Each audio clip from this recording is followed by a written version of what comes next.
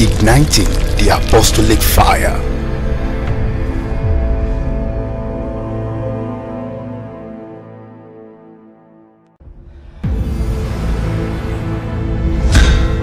Cactv ignite. Good morning, it's a beautiful Monday morning and it's a delight to be on your screen this morning. Sure you guys had a very fantastic weekend. This is Cactv and the Morning Dew. This is the newspaper review, and quickly before we go on a quick break and tell you what we have in store for you, let me quickly introduce myself. I remain yours truly, Modest Dominic, and with me today I'm in the house, so my name again is Dapo Loroto. Good morning, Modest. Good morning. How are you? Good to see you. How is Nigeria? Nigeria is fine, we can't complain. It's good to be here and I'm doing great.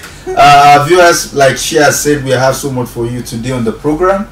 And so just sit back, grab a cup of tea, and then you have a blast as the show starts now. All right, so quickly before we take a look at the news making headlines around the globe, we'll go on a quick break, and when we come back, we'll let you in on the details. Stay tuned.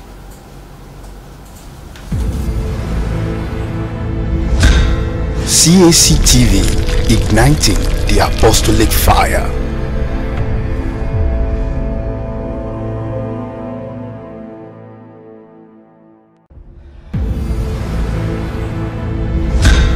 Cactv igniting the apostolic fire.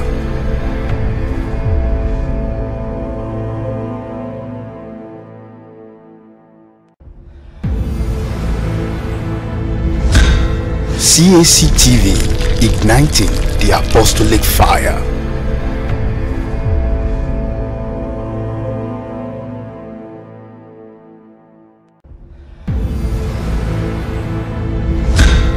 Cactv igniting the apostolic fire.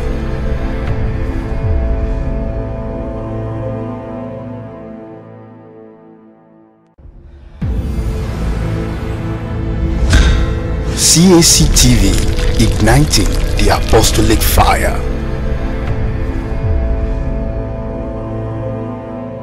Welcome back, and again our quote for the day is Psalms 40 and verse 4. The Bible says, "Blessed is the man who makes the Lord his trust, and does not respect the proud, nor such as turn aside to lies." What this verse of the Bible is asking of us is absolute dependence on God. It's saying that we should do away with the proud people, with proud minds, and focus on God, because in Him we can be made fat. In Him we can find reality, truth, and not lies. If we turn away from the Lord, we are never going to get anything but lies, deceit, and stuff that cannot elevate our lives.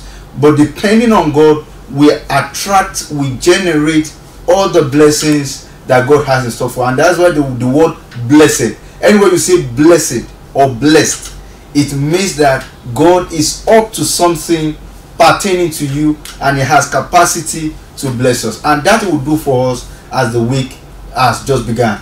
God bless you, and anchor your life on this scripture throughout the week, and God will truly bless you. All right, thank you so much, Bishop, for that quote. So quickly, let's take a look at the news making headlines for the day. So we'll be starting with the Punch newspaper, and first story that we have says collecting pension unlawful, Falana tells Akpabio and others.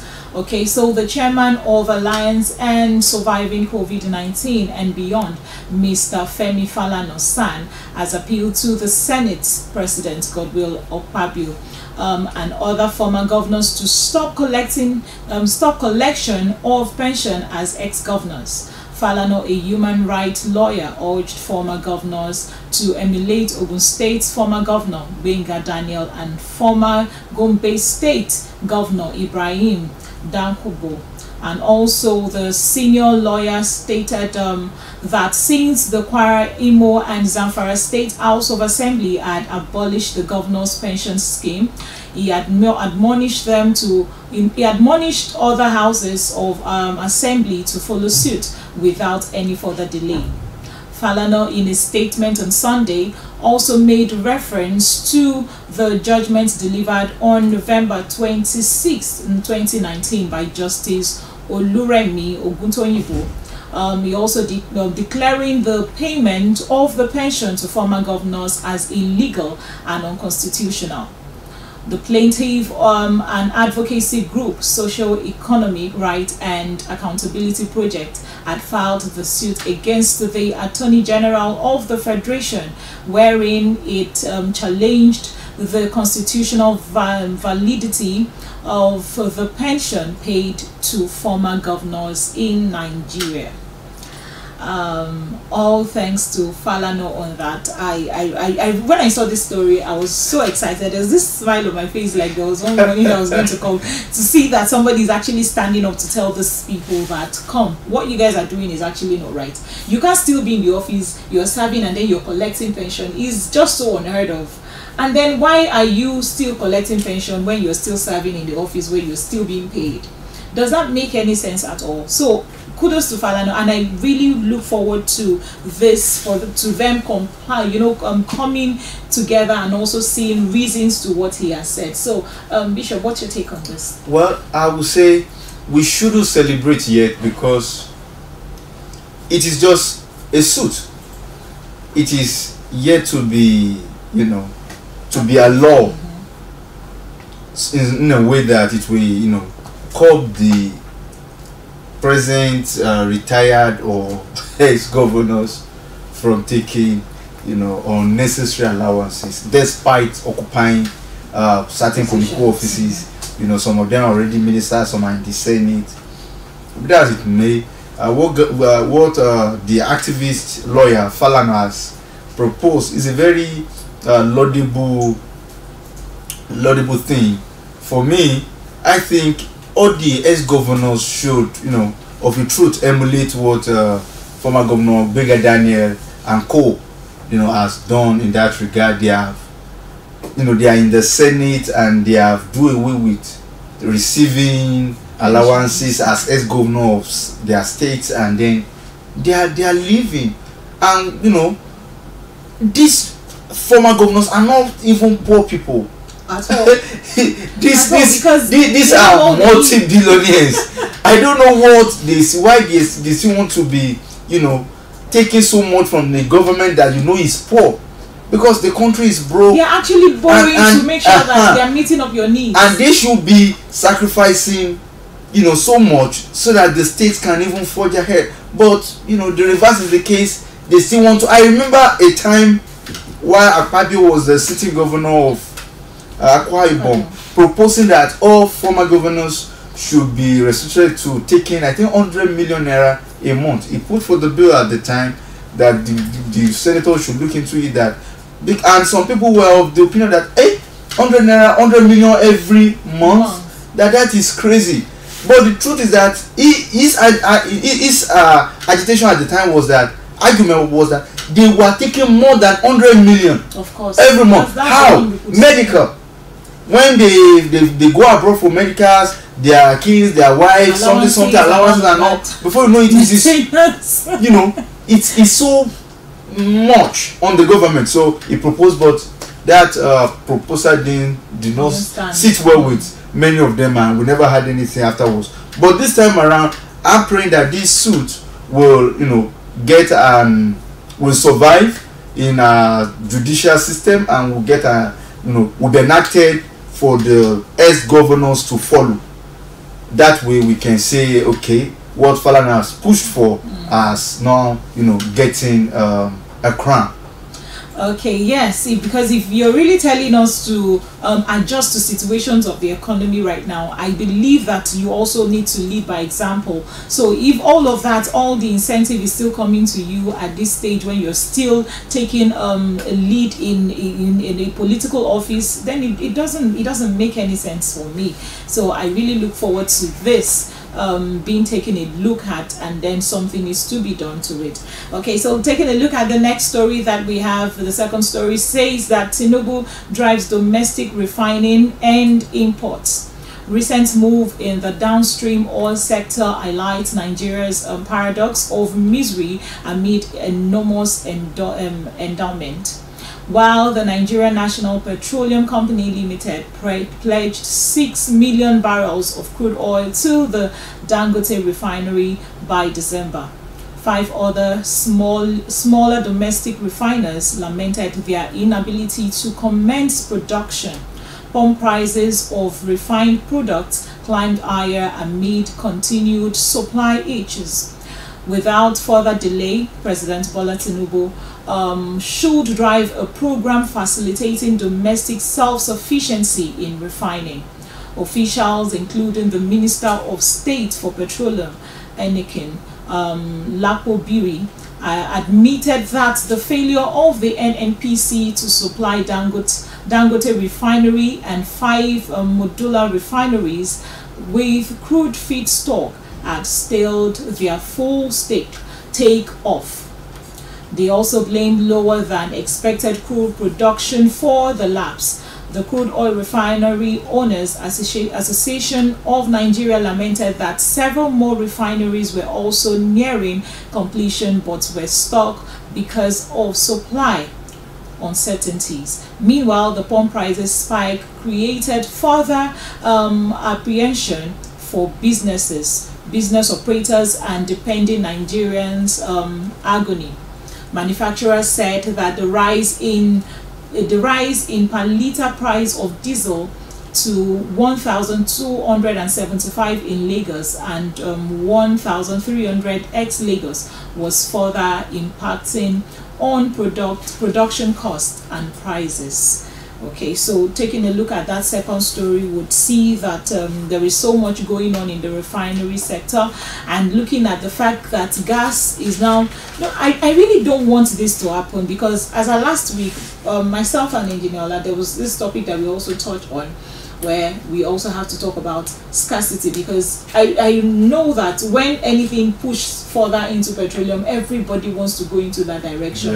And now looking at, we also have not just the cooking gas that is also using the gas, the fact that we have to cook with gas. We also have the fact that we now have cars that are coming in that would be using gas. So definitely everyone would just want to rush in, and there would be scarcity, either scarcity or price in gas. And this is what we're experiencing. This is what is coming in right now. What exactly our fear at the moment. So looking at this, and then there is so much price, misconduct also going on between Dangote and all of that. So what's your take, Engineer Ola, if you have to say something about this? Well, calling me Engineer Ola is not the issue,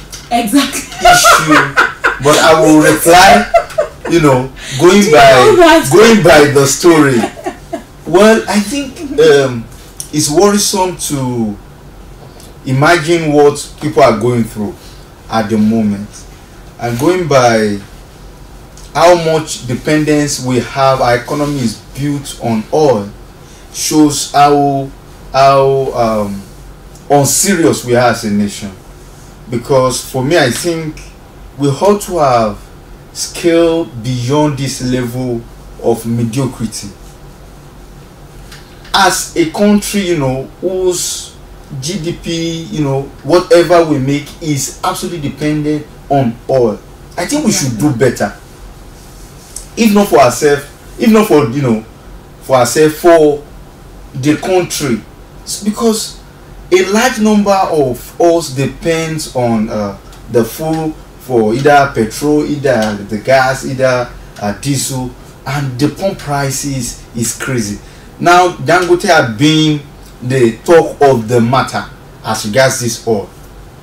So month Dangote will start production. When it's so month, everything we have seen has been promised, and now we are looking up to December. December is just a month away, and I'm sure it's still a promise until we are in January.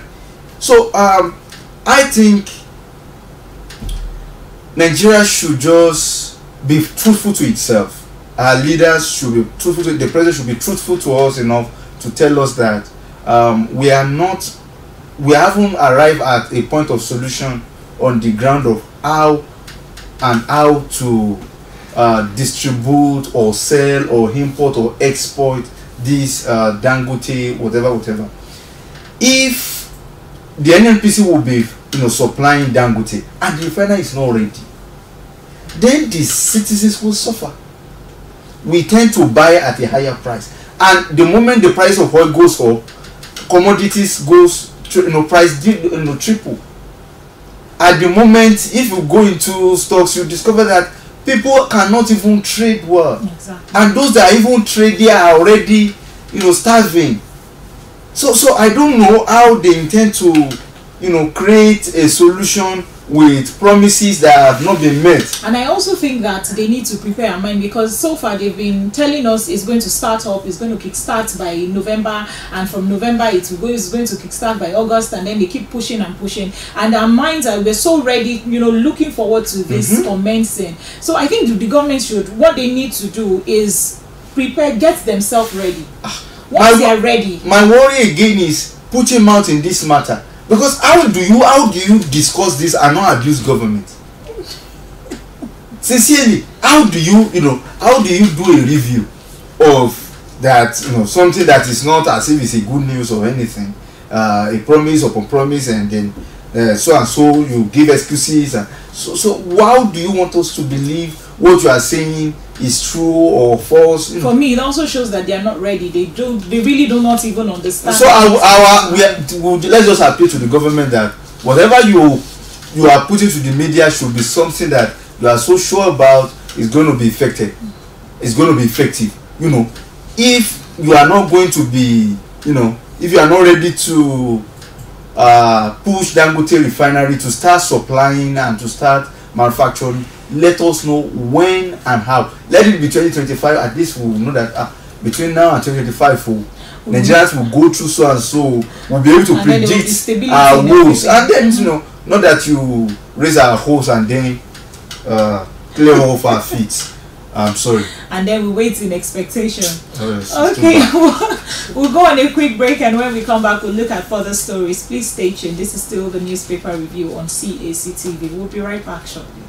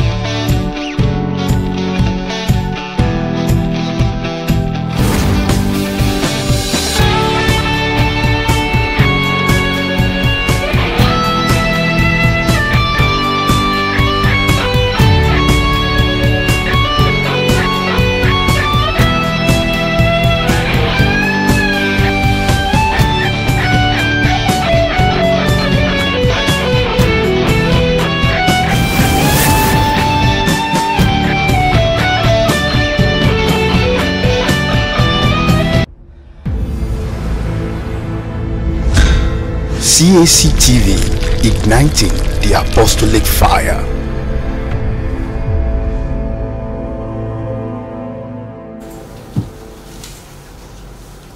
Yes, welcome back from that quick break, and I'm sure that you're having a fantastic time with us, taking a look at the news making headlines today. So we'll take a look at the next story, still on the Punch newspaper. This says cooking gas scarcity hits Lagos, Katsina and others. Scarcity in liquefied petroleum gas, also known as cooking gas, has hit Lagos and some other states in the country. The other affected states, according to findings by the correspondents, are also Katsina, Sokoto, Delta, Kaduna and Kano. The rise in price of the commodity has been noticed since late last month, causing a continuous rise in prices. The Punch also learned that the Punch had earlier reported how gas terminal owners increased price by 66% in October alone. That's alarming.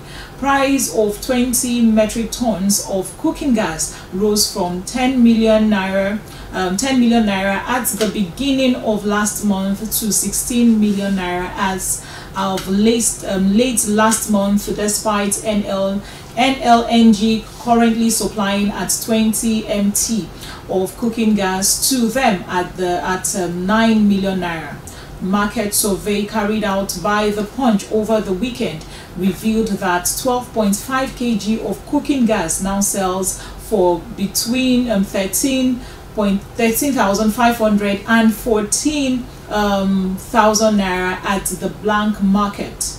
Okay, which is at the black market. Some of the traders informed to the Punch that the plant owners now sell to them at between 1,100 naira and 1,200 per 1 kg, as they could not access enough quantity. Okay, so we'll also see that as of June, the price of 12.5 kg was around 8,700. That's a long gap. In September, price rose to 10,200 naira, and as of Saturday, price had again risen to between 13,500 to 14,000 naira. Okay, so where exactly are we going is the question on my mind. Now, if this is just the beginning, in fact, it's less than 3 months that we have started talking about this gas thing, and now we're already having scarcity. Now December, you know what worries me the most is, you know, December time now, there's always this rush in everything, in food, in petrol. There's always problem, you know. It's not rush, you know, it's higher demand. So what makes it different? Is it not still the same cooking? So why are we going through this at this point is the question that is currently on my mind. Because as of last week, the president was actually saying that things will actually change now that we have, you know, vehicles that will be coming in using petrol, using gas, I beg to say. So why do we now have this coming up at this time? And the fact that it is going to affect cooking as well, because virtually every home now uses gas to cook. My grandma at home uses gas to cook. So where do we go from here at this point?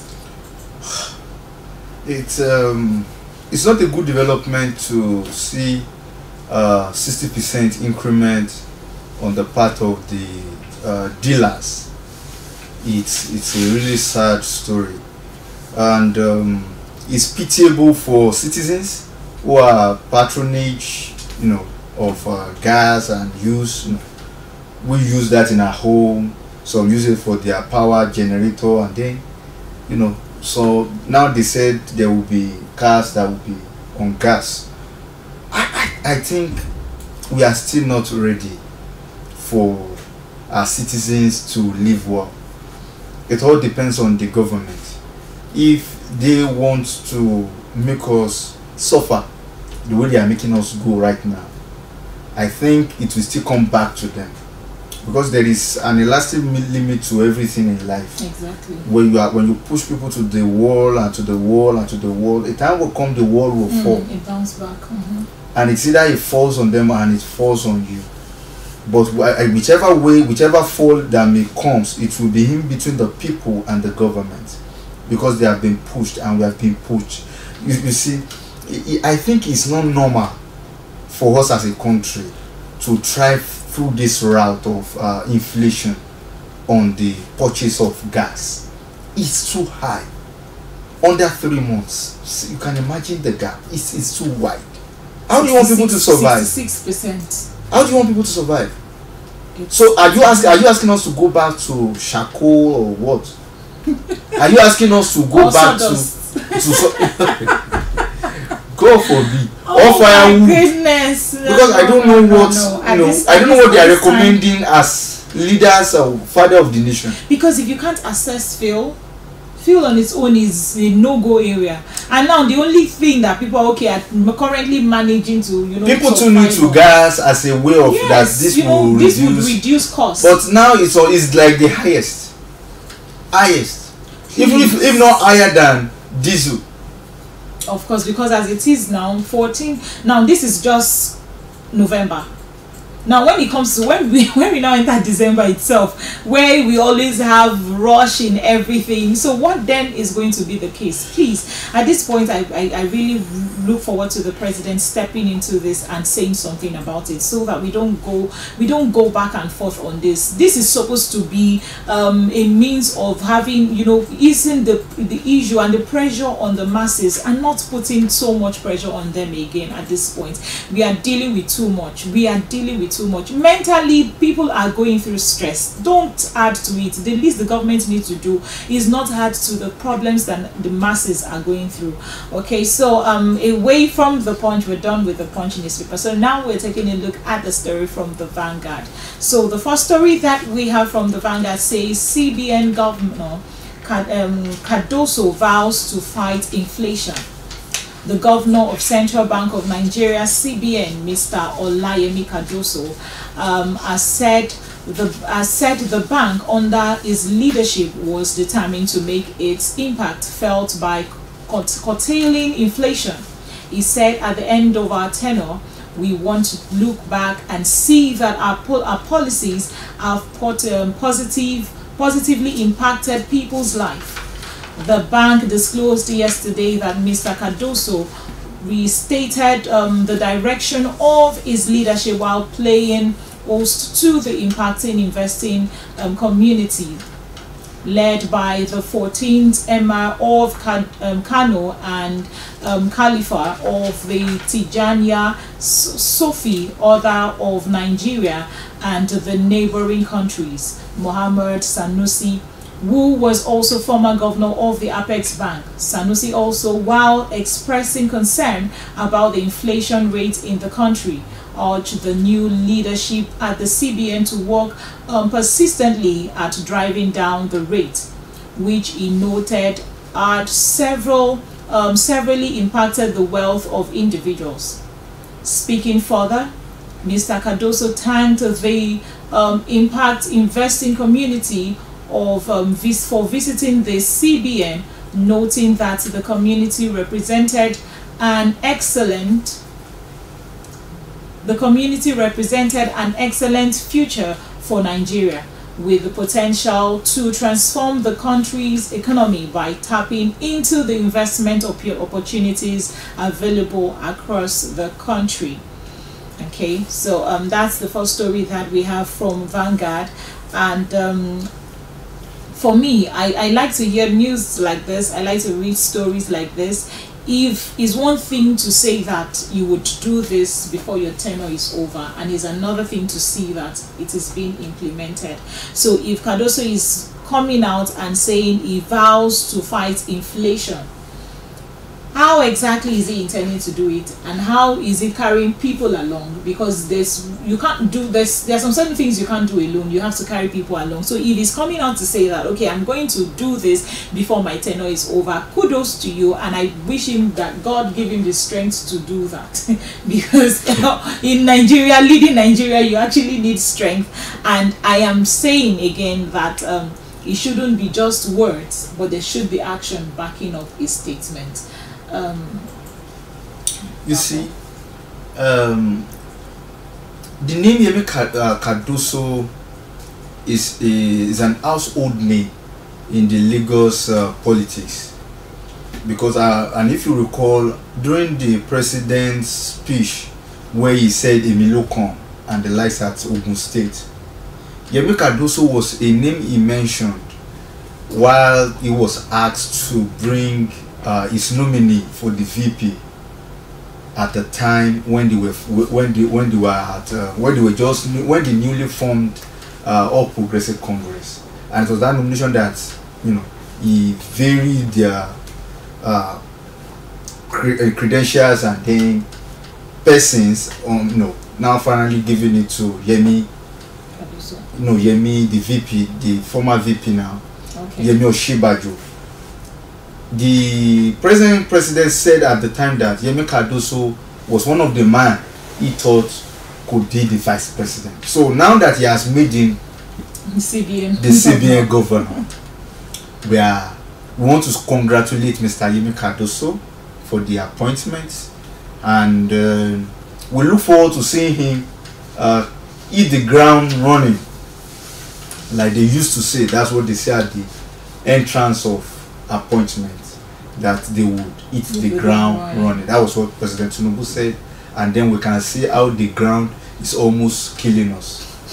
We just want to appeal that Mr. Yemi Cardoso will do everything within his power to reduce the current rate of inflation, which are really bastardized our economy. Things are not the same. That is just it. Things are not the same. We are appealing as a country, as a people, that God should surround himself with patriots, patriotic minds that can help him, rule the affairs of the economy, in a way that in no time we will say again that, oh, Naira is back on his feet. That's all I can say about everything, he has said. And if you look at the ancestors, they are saying, Mr. Sanusi pointing out there, telling him that he should work on inflation. That is the concern of everybody. And every Nigerian now is, suffering from inflation, and that is one thing he must work on and eradicate as quick and as soon as possible. Well, for me, I believe that he would, because I think this is the first CBN governor that has an experience in the field. Looking back at, he has been into this accounting field, so he understands the economy so well. So I believe that he can actually pull this through if truly he means what he says, because it's one thing to mean what you say and do what you say.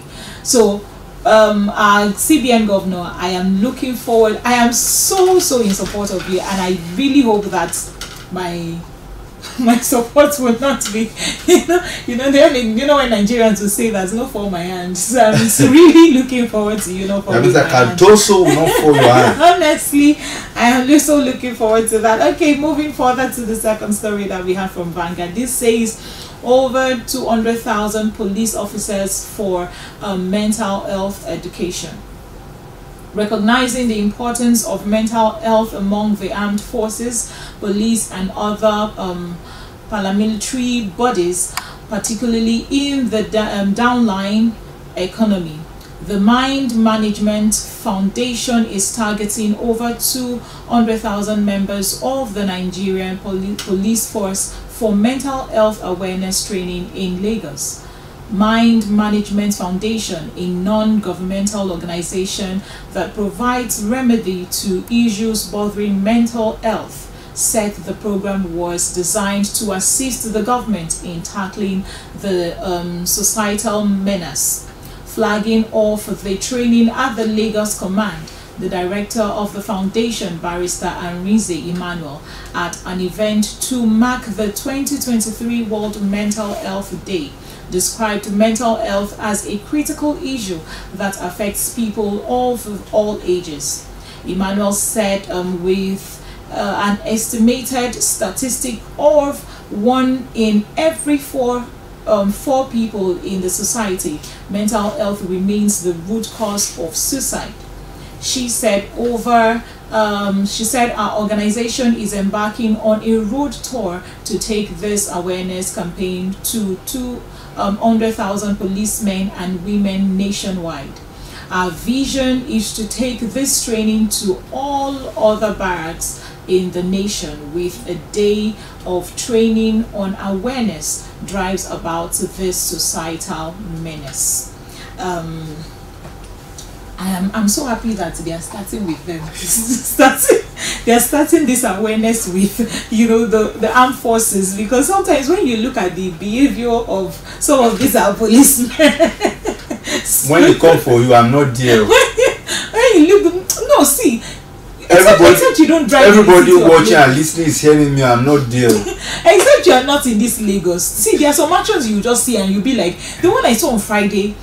While I was driving, I mistakenly hit a car while I was going on my training. So I hit a car while I was driving, and then you needed to see the speed at which the police officer just came from nowhere. And people were like, what exactly is going on? Is it more than like what exactly was wrong? When somebody is running for safety is different, and then when somebody is running with the intention of I am going to make sure that I extort this person, and then you ask again, are these people okay? Like, are they okay? So this is actually a good one, because aside from the armed forces, it is also something that is affecting the nation at large. And then looking at this, it is a good start, because we have cases of suicide every day, and some of these could also lead to mental health. So I'm so glad about this, this is coming up, and we believe that the awareness reaches out to a lot of people aside from the armed forces, but the nation at large. So what's your take, Dapo? I always come to you. Now, you see, when the Minds Management Foundation, what they propose to do is to curb suicide events and ravaging. They say the menace is everywhere, and then to do away with it, they are organizing a management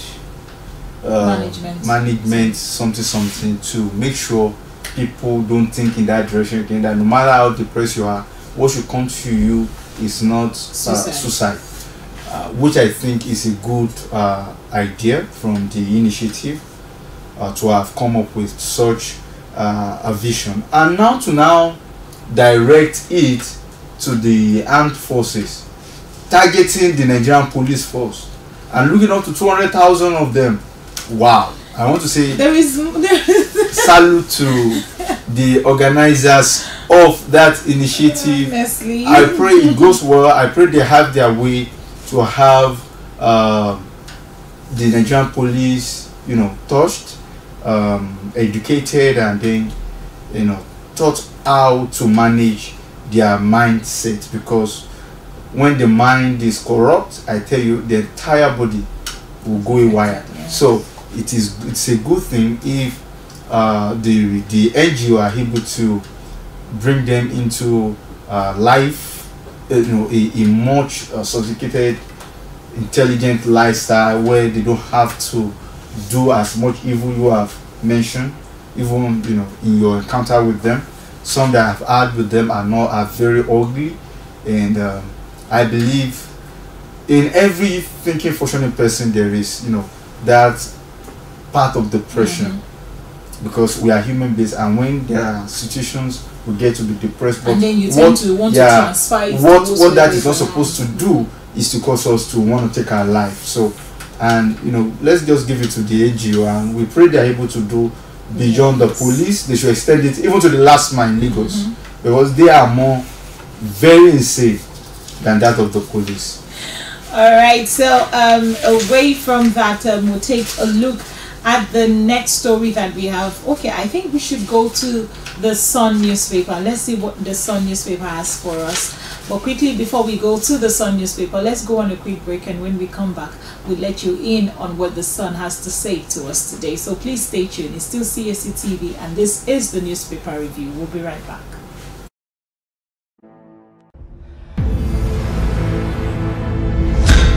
CAC TV, igniting the apostolic fire.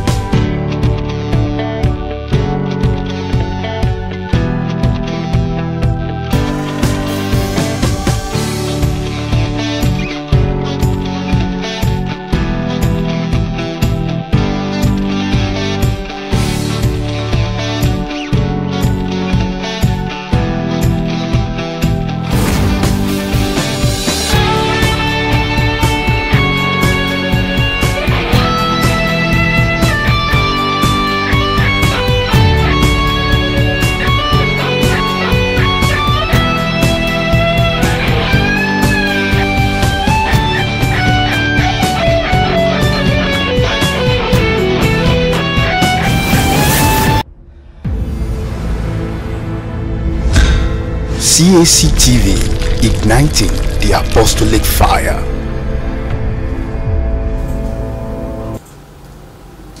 Thank you so much for staying tuned, and you're welcome back from that quick break. So we'll take a look at that story making the Sun newspaper today. So first we are building roads to enhance trade commerce.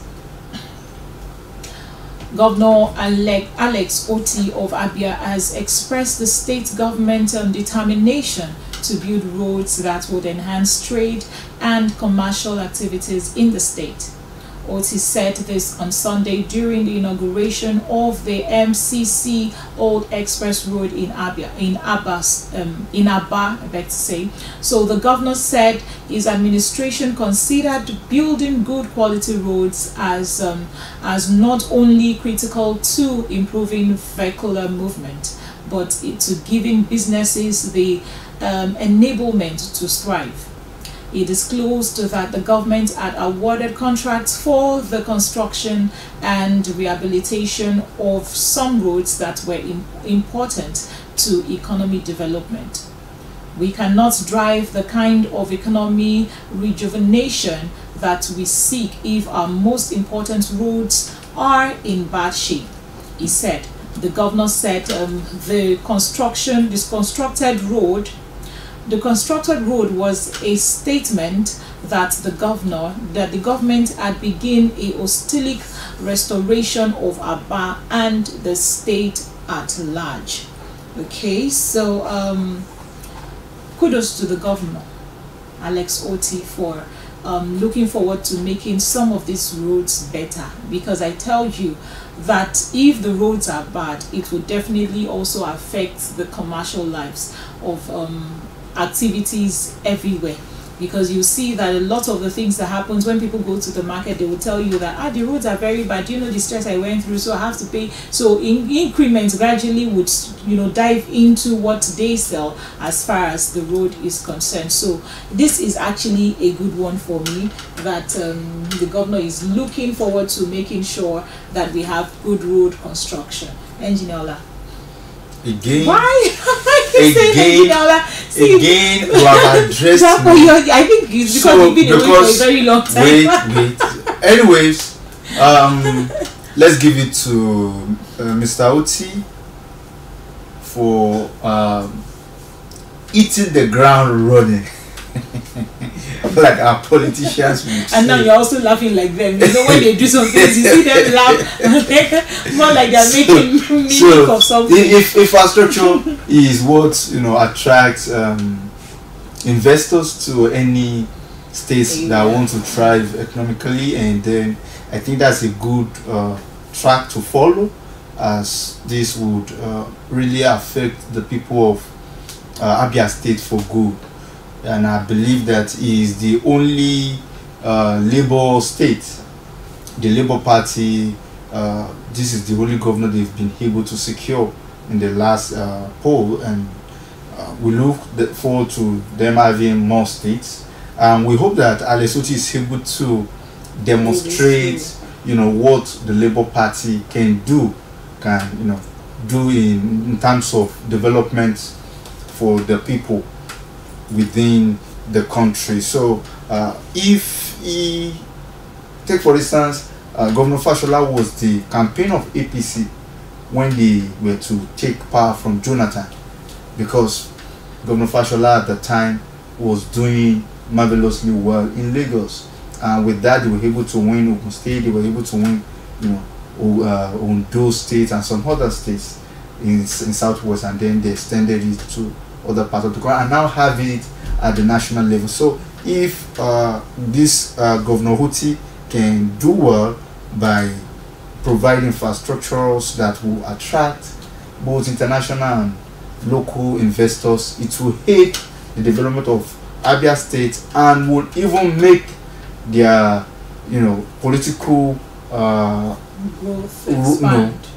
political sphere to go bigger, you know, in scope, and then with that they can really say that people can really believe that truly this Labour can do something better than we are seeing with, because APC is really showing people. You know, yesterday I saw on Twitter formerly known, I saw on X, formerly known as Twitter, that one person was saying that. So it means that if in 6 months a governor could actually achieve working on some roads and achieving some constructions being done in the space of 6 months, so that means that in 4 years they can do so much more. So why then do they wait on going on the second tenure before they can achieve everything? So if in 6 months OT can, has been able to do something for the state, if other governors are also following suit, not like the other governor, what's that his name again, who is fighting to come back, who has served before and is also trying to come back again and filing a suit, and he's saying this, he's taking it to Supreme Court to make sure that he comes back, that there is nothing is like it impressive or something? And I'm like, you are talking about what you would do. If you've done well so far as a governor, you wouldn't have to struggle to come back. People would want you back the moment you say that. Not saying that I would do this, when in 4 years you haven't done anything.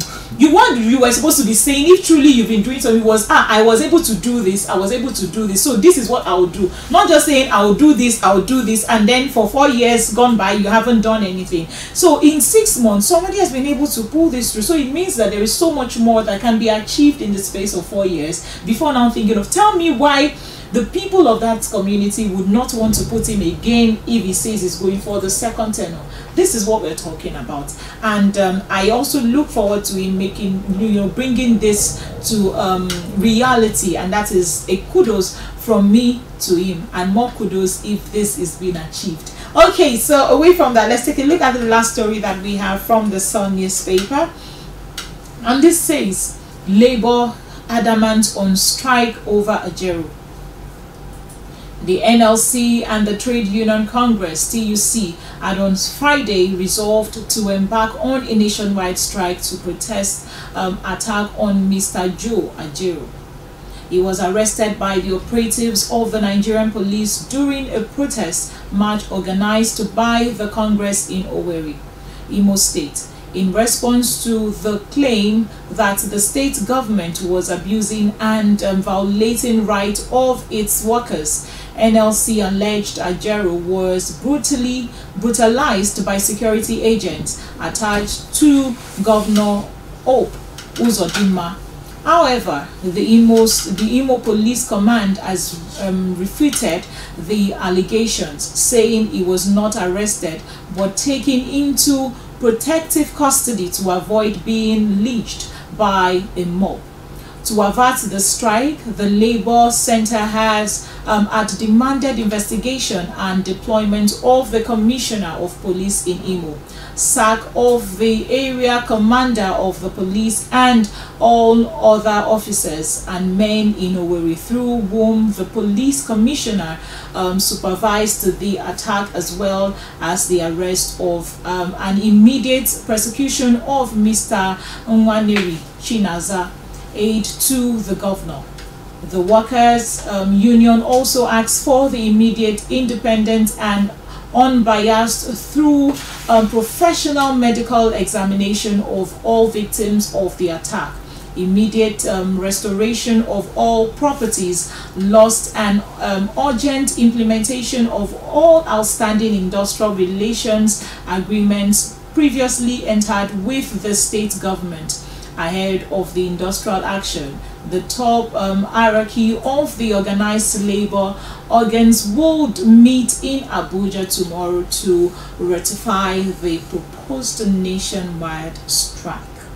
Okay, so and that's the last story that we have for you today. So if labor is adamant on going on strike, I know that there is a reason behind it, and going by the story, there's been a lot of bustle and hustle, talking about this, and then they are really seeking for a strike, a sack of all of these people who have put these things together, and justice needs to be served. If they are found guilty, I know that justice will be served to whosoever is behind this, if they are not doing the right thing as being spoken. So, Dapo, lastly, what do you have to say to the story before we call it a day? What I have to say is that investigation should be made on why the Labour leader was attacked and brutalized. it's unfair on his person to suffer such an ambush.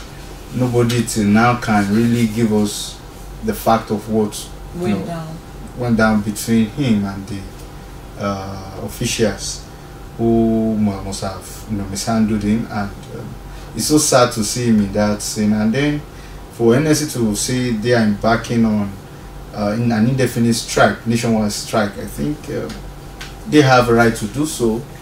If you are not treated well, the only way you have to express yourself as citizens is to go on a strike, a peaceful one, and that way you state your displeasure with whatever the present government is doing, against that you think should be addressed. So if they have said they will go on a national strike, they should go ahead and do so. The question is why the attack? What? Does it mean that people cannot express or come out to do the needful? The attack is obvious because it's not dancing to their tune or something that we don't understand. But investigations are going to be, so I don't want to jump on any matter that is under investigative person. So let them do their job and investigate and tell us what has happened, why he was brutalized, and if they have said they would be going on a national strike, they should go ahead and strike. All right, and that is how much we can take for today's newspaper review on Morning Dew. Thank you so much for staying tuned. Like I used to say, if you have any contribution or comment or any other things that you want us to air for you on the station, feel free to drop your comments and suggestions, and we'll be so glad to hear and reply your comments as soon as possible. So thank you so much for staying tuned. It's a great start of the week. Make sure you have yourself a great week and do the right thing. Do the right thing. As citizens, do not follow suit if others are doing the wrong thing. It is not the right way to go. I remain yours truly, Modit Dominic. And I'm Dapo Oloruntola. From all of us in the studio, our entire crew, are saying have a beautiful week, a beautiful Monday, and to Modot. Yes, and be Nigeria. And bye Nigeria.